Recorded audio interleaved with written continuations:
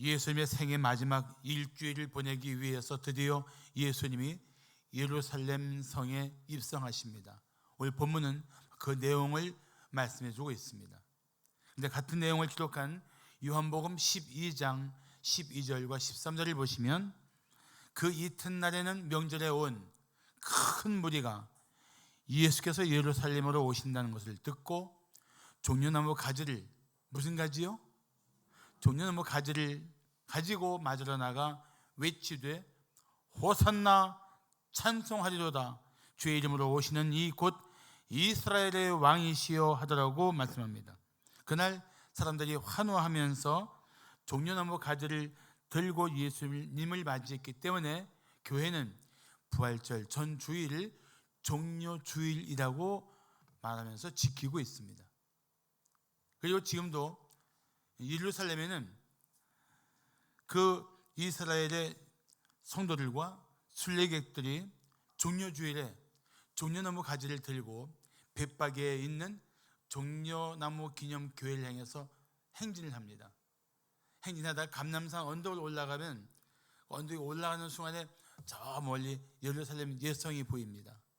그때 감람동산을 올라가면서 그 예루살렘 예성이 보일 때 그들은 호산나 외치면서 오늘 요한복음 12장 13절을 다 함께 찬양합니다. 호산나 찬송하리로다, 주의 이름으로 오시는 이 곧 이스라엘의 왕이여, 이렇게 외칩니다. 지금도 매년 종려주일 때 이렇게 하고 있어요. 그런데 예수님이 입성하실 때 그 백성들의 환호 소리를 듣고 로마 병정들이 긴장했을 것입니다. 드디어 왕을 세우고 반역하는가 긴장했을 거예요. 그런데 나귀 새끼를 타고 오는 그 예수님 보면서 아마 긴장이 풀렸을 것 같습니다. 한편으로는 정치적인 메시아가 오셔서 이스라엘을 로마로부터 해방시킬 것을 기대했던 사람들은 무척 실망했을 것입니다. 그런데 영국의 성경 주석학자인 윌리엄 바클리에는 이 예루살렘 입성을 이렇게 표현했습니다. 예수는 이와 같은 행동으로, 나귀를 타고 겸손히 오시는 이 행동으로 폭도들이 기대하고 대망하던 웅장한 정복자로서 오시는 것이 아니라 사랑과 평화 가운데 그 백성을 방문하는 왕으로서 입성하셨다. 적절한 표현입니다.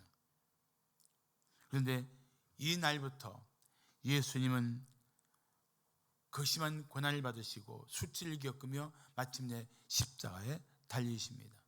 돌아가시고 부활하십니다. 이 고난 그리고 죽음과 부활의 첫날이 바로 종려주일입니다. 저는 오늘 이 예루살렘에 입성하신 예수님을 통해서 우리 성도들과 함께 생각해야 할 네 가지 사실을 나누고자 합니다. 자, 나귀를 타고 입성하신 예수님을 보며 깨달아야 할 사실이 무엇일까요? 첫째, 예수님이 만물의 주인이라는 사실입니다. 예수님이 누구라고요? 만물의 주인. 세계적인 부자인 미국의 워런 버핏이 기자를 만났는데 그 기자가 물었습니다. 이제 당신은 우리나라 최고의 부자가 되었습니다. 다음 목표가 무엇입니까? 그때 버핏은 이렇게 대답했습니다. 우리나라에서 제일 나이 많은 사람이 되는 겁니다. 재밌잖아요. 이제 돈을 마음껏 모아놨으니까 뭐 하겠다는 거예요? 오래오래 살고 싶다는 거예요. 인간은 철저히 자기 중심으로 살고 있습니다. 그래서 인간이 가진 이 무서운 본능 중에 하나가 소유에 대한 집착입니다. 이게 내 거야 하는 순간에 그 생각에 빠진 순간 남을 위해서 내어놓기가 쉽지 않습니다. 그래서 탐심에 빠진 사람은 결국 자기 소유물의 노예가 됩니다.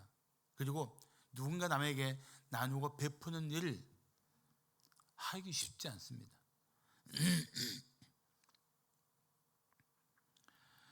그런데 본문에 나오는 나귀 주인은 예수님이 쓰시겠다고 하는 말 한마디를 듣고 그대로 제자들에게 자기도 타보지 않는 나귀 새끼를 기꺼이 내어 줍니다.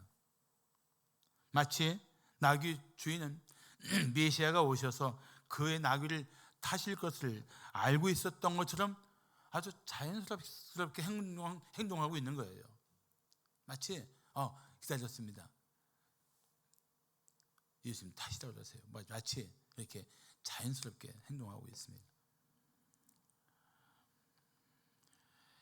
우리는 나귀 주인의 이런 행동에 주목할 필요가 있습니다. 그런 나귀 주인은 한 사람이 아니에요. 성경에 보면 주인들 여러 사람인데 한 마음이 되어갖고 그들은 주님 뜻대로 사용하는 것이 마땅하다고 그렇게 마음을 모았던 것입니다. 그러니까 아무 말 없이 그 나귀 새끼를 내어 주었습니다.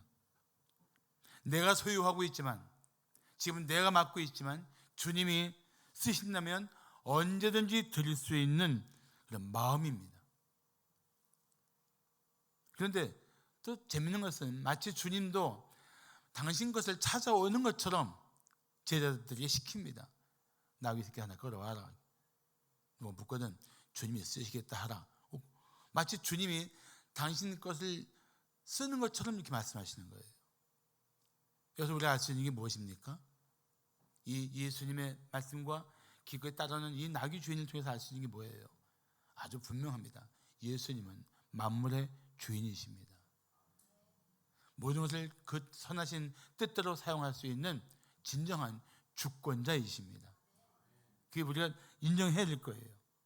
그리고 우리는 그것이 남의 일이 아니고 내 자신에게 있어서도 내 자신의 진정한 주권자, 내 생명의 주인은 예수 그리스도라고 고백할 수 있어야 돼요. 그게 아주 중요한 성도의 고백입니다. 그래야 예수 믿는 성도는 소유에 대한 집착과 세속적인 탐욕에서 벗어날 수가 있어요. 그리고 오직 자기 생명과 자기 가진 모든 것을 가지고 하나님의 영광을 위해 살 수 있게 됩니다. 이런 마음이 그리스도인과 세상 사람들의 중요한 차이점 중에 하나입니다. 여러분 아시는 구세군의 창설자인 윌리엄 부스 대장이 숨지기 수개월 전 한 사람에게 질문을 받았습니다. 그토록 긴 세월 동안 주님의 종으로 변함없이 일한 비결이 무엇입니까? 그때 부스는 이렇게 대답했습니다. 비결은 없습니다. 다만 나는 날마다 하나님께 나의 모든 것은 주님의 것입니다. 마음대로 써주십시오라고 기도하고 있습니다. 사랑하는 성도 여러분, 당신의 생명과 모든 소유의 주인이 예수라는 사실을 인정하십니까? 할렐루야, 인정해야 돼요. 그렇다면 그런 주인이 주권자가 예수라는 사실을 인정한다면 세상적인 욕망과 부끄러운 마음대로 살지 말아야 합니다. 오히려 세월이 갈수록 주인 되신 주님의 뜻을 따라 살아야 합니다. 그리고 주님이 쓰시겠다고 말씀하시면 기꺼이 내어드려야 합니다. 그래서 내 전 존재가 하나님의 영광을 위해 쓰임받는 것을 가장 기쁜 삶으로 여겨야 합니다. 오늘 우리 성도들에게 그런 결단이 있기를 축복합니다. 자, 나귀를 타고 입성하신 예수님을 보며 깨달아야 할 사실이 무엇일까요? 둘째, 예수님이 누구라고요? 평화의 왕이라는 사실입니다. 평화의 왕. 통일이 되기 전 서독의 수상이었던 빌리 브란트가 갑자기 폴란드를 방문했습니다. 그는 나치에 희생된 유대인들을 기리는 위령탑을 찾아갔는데 마침 그날따라 비가 몹시 내려서 바닥이 빗물로 흥건히 젖어 있었습니다. 그런데도 브란트 총리는 무릎을 꿇었고 오랜 시간 동안 고개를 숙여 기도했습니다. 히틀러와 나치에 의해 오랜 시간 핍박받고 희생했던 유럽의 나라들은 이 사건을 계기로 독일에 대해서 드디어 마음을 열기 시작했다고 합니다. 이 당시 빌립보한테 사주를 보도한 기자들은 다음과 같은 헤드라인을 달았습니다. 한 사람이 무릎을 꿇었다. 그리고 독일은 다시 일어설 수 있게 되었다. 저는 이 기사를 보면서 이런 메모를 해놨었어요. 제가 혼자서. 유럽을 죽음의 소용돌이로 몰아오는 독일의 총리가 사죄 무릎을 꿇었을 때 유럽의 평화가 다시 나타나기 시작했다. 우리 주님이 십자가에 달려 돌아가실 때 그 생명을 내어주시고 기꺼이 자신을 드리셨을 때 죽음의 권세는 물러가고 우리에게는 하나님의 평화가 나타나기 시작했다. 그게 제 메모예요. 예수님이 그런 평화의 왕으로 오신 장면이 바로 예루살렘 입성 장면입니다. 그 당시에 왕이 정복자로서 자기 권세를 나타낼 때는 말을 탔습니다. 로마 군인이 큰 전쟁을 이기고 돌아오면 개선 장군은 백마를 타고 온 로마 시민의 환대를 받으며 환호를 받으며 개선 행사를 크게 했습니다. 그런데 평화로울 때는 왕도 나귀를 탔습니다. 나귀를 타신 예수님을 둘러싸고 사람들은 이렇게 외쳤습니다. 찬송하리로다. 주의 이름으로 오시는 왕이여, 하늘에는 평화요, 가장 높은 곳에서는 영광이로다. 막 외치는 거예요. 드디어 평화가, 하나님께는 영광이 나타났다고 외친 겁니다. 내용을 알고 외치든 모르고 외치든 그 외침은 사실이었습니다. 인류에게 진정한 평화가 있을까요? 사람들은 죄 때문에 하나님과 완전히 단절된 상태입니다. 하나님과 단절되었기 때문에 하나님과 평화를 누릴 수가 없습니다. 그리고 하나님이 나를 향해서 어떤 계획을 가지고 계신지를 알 수가 없습니다. 하나님이 나를 얼마나 사랑하는지도 모른 채 살고 있습니다. 그냥 죄의 권세에 빠져서 어둠 속에서 살고 있습니다. 그런데 예수님이 땅에 오셔서 십자가에서 대속의 피를 흘리신 후에 누구든지 예수를 믿으면 하나님과의 관계가 회복이 됩니다. 하나님과 화평한 새로운 관계 속에서 살게 됩니다. 그래서 로마서 5장 1절을 말씀하기를 그러므로 우리가 믿음으로 의롭다 하심을 받았으니 우리 주 예수 그리스도로 말미암아 하나님과 화평을 누리자고 말씀하고 있습니다. 물을 게 있죠. 이제는 이 정도 되면 질문이 있지 않겠습니까? 당신은 예수를 믿고 진실로 하나님과 화평을 누리고 있습니까? 예 하고 대답할 수 있어야 돼요. 내가 하나님과 진정한 화평을 누려야 이웃과 화평을 누릴 수가 있어요. 그래야 내 마음에 진정한 평안이 있습니다. 하나님과 관계가 빈약하고 이웃과 평화를 누리지 못하면 내 마음에 평안이 있을 수가 없어요.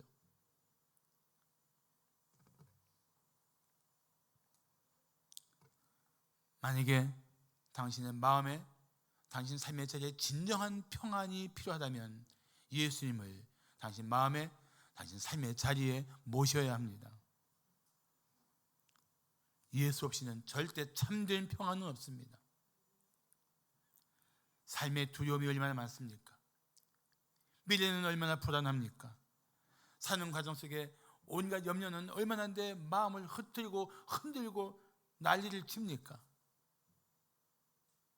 무슨 힘으로 이겨낼 수 있겠어요? 평화의 왕을 모셔야 이겨낼 수가 있습니다. 사랑하는 성도 여러분, 예수님을 인격적으로 만나야 돼요.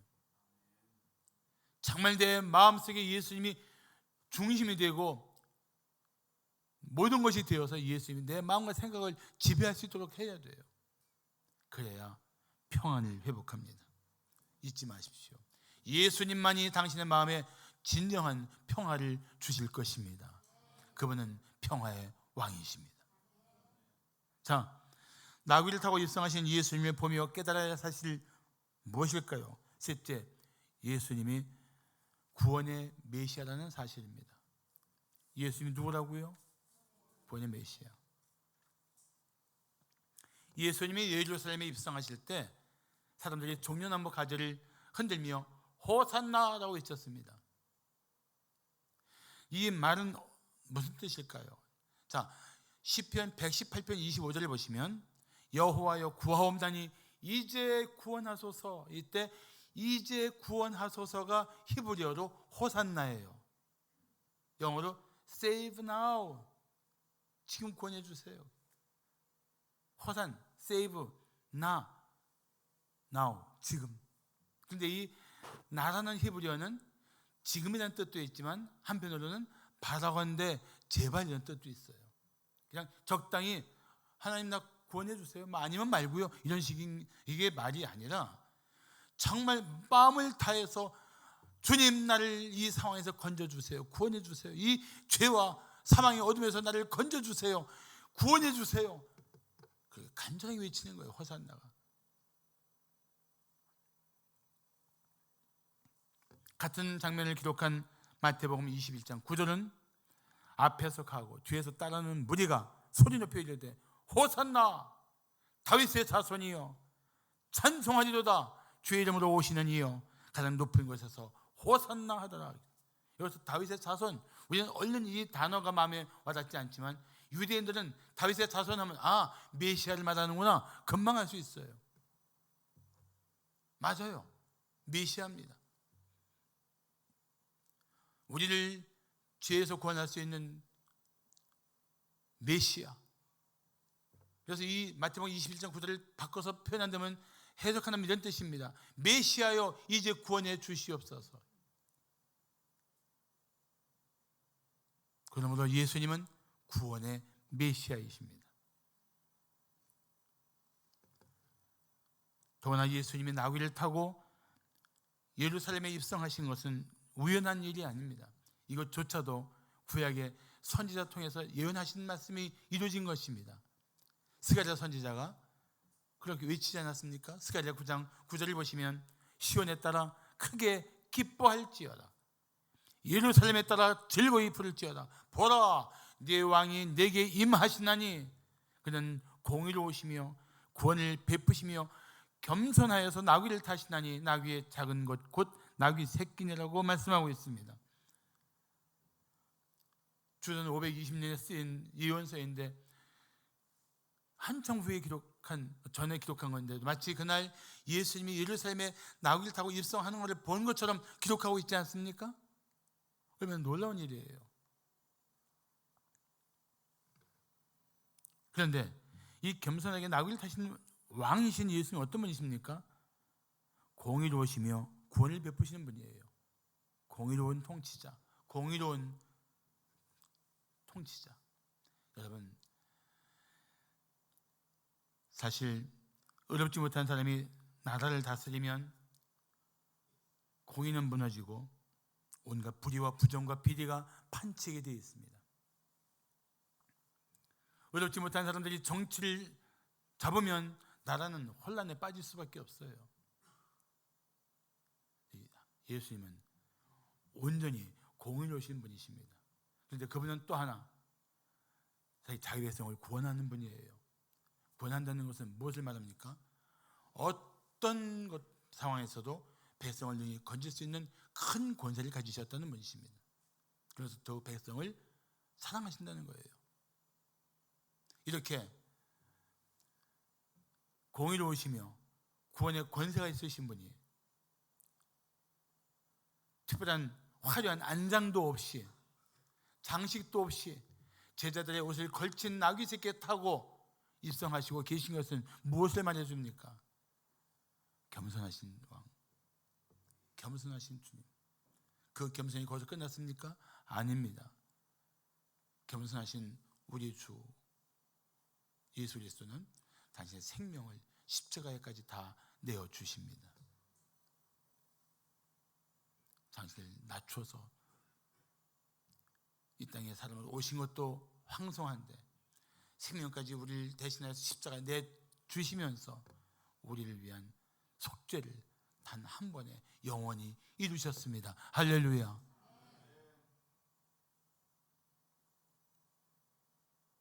바로 나 같은 죄인을 위해서, 당신 같은 죄인을 구원하기 위해서 예수님은 그렇게 이 땅에 오셨습니다. 그리고 이제 누구든지 자신의 죄를 회개하고 예수를 믿으면 구원을 받을 수 있는 길이 열린 것입니다. 자, 한 번 더 묻습니다.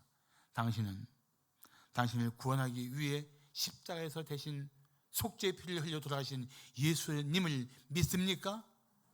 아멘. 자신 있게 고백해야 돼요. 예수를 믿어야 합니다. 어떤 죄인이라도 그 죄에서 능히 구원할 수 있는 분은 오직 한 분, 예수 그리스도뿐입니다. 마지막으로 나귀를 타고 입성하신 예수님을 보며 깨달아야 할 사실이 무엇일까요? 넷째, 예수님이 찬양의 대상이라는 사실입니다. 예수님이 어떤 분이라고요? 찬양의 대상이에요.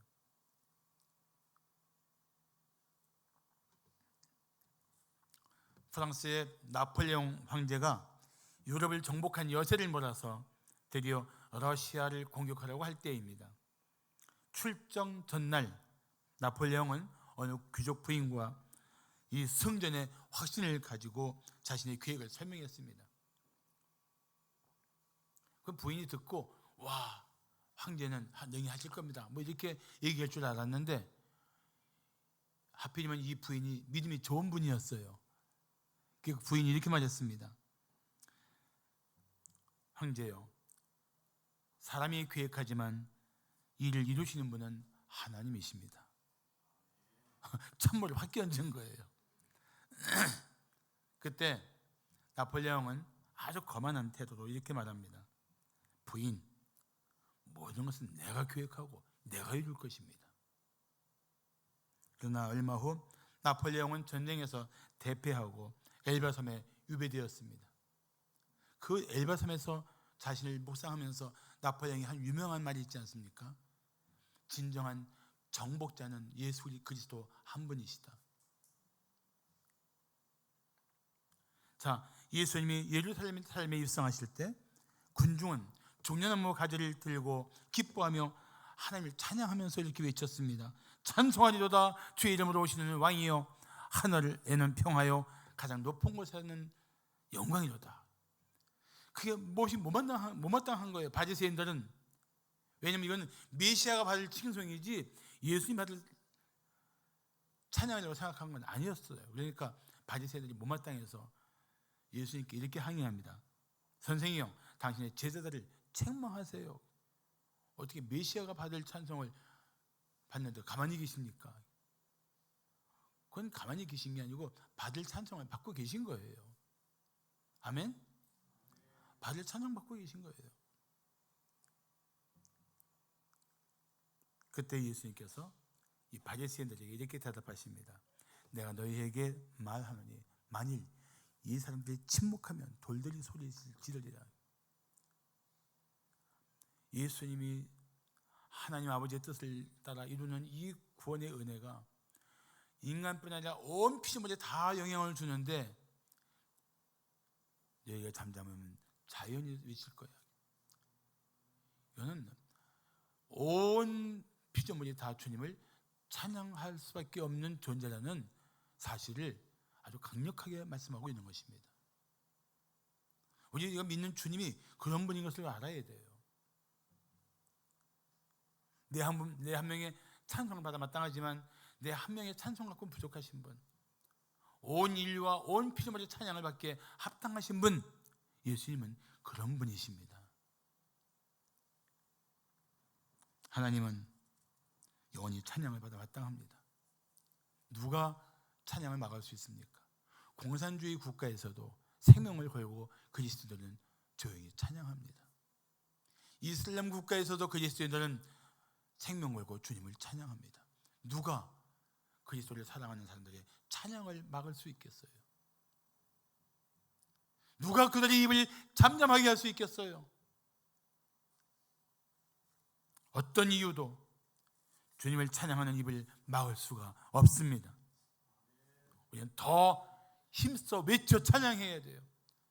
더 강력하게 이웃에게 복음을 전해야 돼요.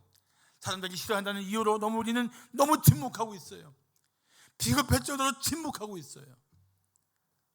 오히려 이것이 더 듣도록 하나님의 사랑과 십자가에 나타나는 예수님의 은혜를 우리는 전해야 합니다. 이날에 예루살렘 입성할 때 있었던 이 찬양과 비교할 수 없는 찬양을 우리는 하나님 나라에서 볼 거예요. 그래서 요한계시록 7장 9절과 10절을 보시면 놀라운 장면이 나옵니다. 이 일 후에 내가 보니 각 나라와 족속과 백성과 방언에서 아무도 능히 셀 수 없는 큰 무리가 나와 흰옷을 입고 손에 뭘 들어요? 종려 가지를 들고 누구에게? 보좌 앞과 어린 양 앞에 서서 큰 소리로 외쳐 이르되 구원하심이 보좌에 앉으신 우리 하나님과 어린 양께 있도다라고 찬양하는 거예요. 이렇게 영원히 찬양받아 마땅하신 주님 예수 그리스도는 우리의 영원한 찬양의 대상입니다. 이 장면 잘 생각해 보세요. 이게 얼마나 장엄한 장면입니까? 셀 수 없는 어마어마한 사람들이 모여서 찬양하고 있잖아요. 사랑하는 성도 여러분, 날마다 구원의 주님을 찬양하십시오. 우리를 구원하기 위해 생명을 내주신 예수님을 찬양하십시오. 그분은 우리에게 영원히 찬양받아 마땅하신 하나님이십니다. 그리고 아무리 힘들고 고통스러운 상황이 있다 할지라도 그 자리에서 주님을 찬양하십시오. 그러면 그 상황을 이겨낼 수 있는 주님의 능력이 여러분 삶의 현장에 반드시 나타날 것입니다.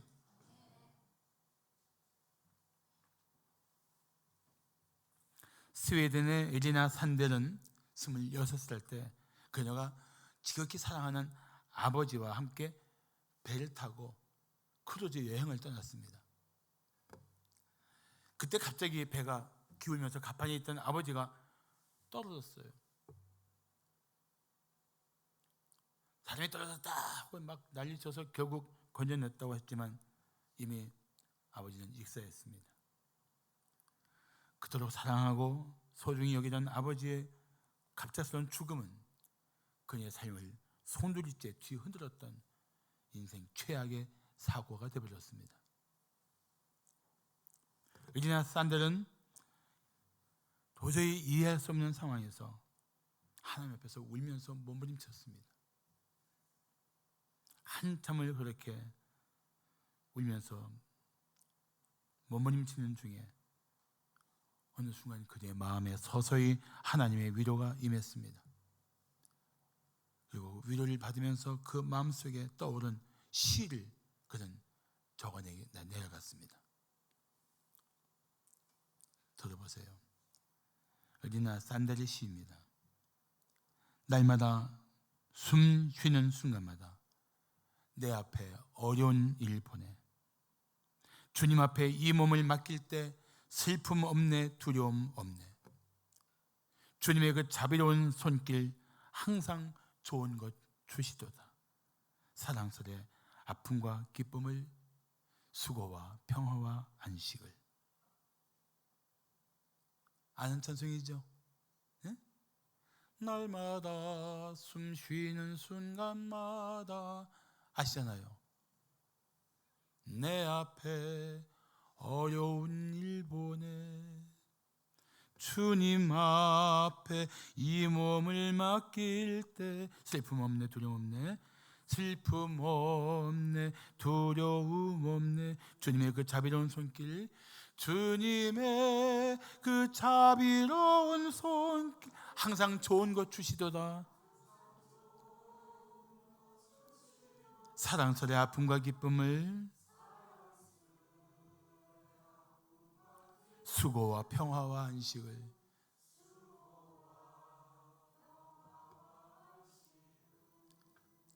아멘. 세상 사람이 생각하기에 어떻게 그런 고통스럽고 끔찍한 현장에서 노래가 가능할까 물을 것입니다. 정말 쉽게 이해할 수 없는 상황 아닙니까? 그러나 그리스도인들은 생명의 주인이신 주님이 내 모든 삶의 현장에서 평안을 누리게 하시는 것을 마침내 경험하게 됩니다. 그리고 다시 오셔서 우리를 죽음의 자리에서 일으켜 주실 것을 우리는 믿고 있습니다. 그래서 우리는 어떤 상황에서도 주님을 찬양할 수 있는 사람들입니다. 어떤 슬픔 가운데서 주님을 바라보는 순간 노래가 회복될 수 있는 사람들입니다. 그게 그리스도인들이에요. 그게 우리예요. 사랑하는 성도 여러분, 한 번 더 묻겠습니다. 예수님이 당신을 죄에서 구원하신 구주라고 고백하십니까? 아멘.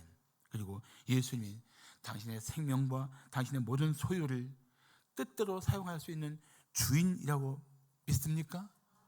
아멘. 그렇게 고백하면서 주님과 동행하면 삶의 자리에 때마다 놀라운 은혜가, 기대했던 것보다 더 탁월한 하나님의 역사가 여러분 삶의 현장에 나타나게 될 것을 믿습니다. 기도하겠습니다.